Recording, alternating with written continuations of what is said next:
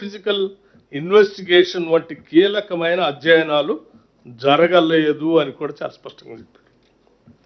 సరైన క్షేత్ర అధ్యయనాలు మరియు పరిశోధన లేకుండా మరియు వివరించలేని ఆలస్యంతో డిజైన్లు తయారు చేయబడ్డాయి.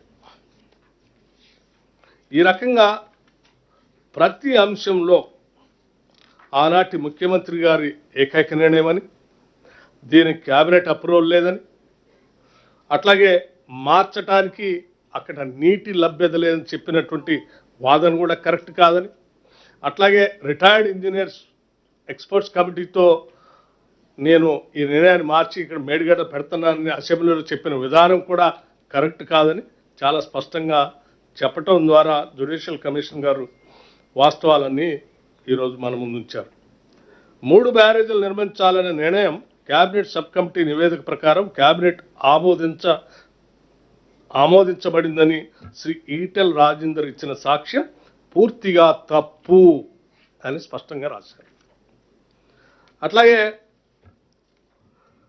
మరికొన్ని అంశాలు కూడా చాలా స్పష్టంగా, అంటే చాలా పెద్ద రిపోర్ట్ ఉంది, నేను కొన్ని ముఖ్యమైన అంశాలు మాత్రమే చెప్పి ముగిస్తాను. విపరీతమైన మరియు కఠినమైన విధానపరమైన మరియు ఆర్థిక అవకతవకలతో, మరొకసారి చదువుతున్నాను, విపరీతమైన మరియు కఠినమైన విధానపరమైన మరియు ఆర్థిక అవకతవకలతో వర్గీకరించబడిందని కమిషన్ తేల్చింది కాళేశ్వరం ప్రాజెక్టుకు సంబంధించి.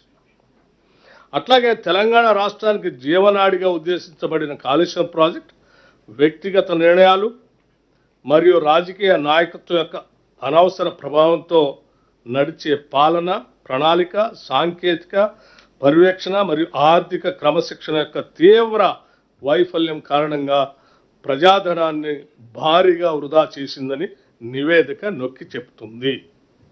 ఇటువంటి అనేక రకాలైనటువంటి అంశాలతో ఈరోజు కమిషన్ ఇచ్చినటువంటి రిపోర్ట్ని, కొన్ని ముఖ్యమైనటువంటి అంశాలని ఈరోజు క్యాబినెట్ ముందు ఉంచటం, ఆ క్యాబినెట్ సంబంధించినటువంటి అంశాలన్నీ కూడా ఈరోజు మీ ముందుకు తీసుకుని వచ్చాం. ఇవన్నీ కూడా బహుశా నేను మళ్ళీ మొదట్లో చెప్పినట్టే మరొకసారి స్పష్టంగా, ఇవేవి మా వ్యక్తిగతమైనటువంటి అభిప్రాయాలు కావు, రాజకీయపరమైన ఆరోపణలు అంతకంటే కావు.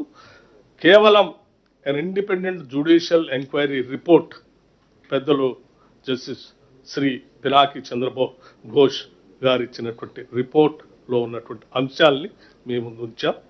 దయచేసి వీటన్నిటిని స్పష్టంగా అర్థం చేసుకోవాల్సిందిగా కోరుతాం. Thank you.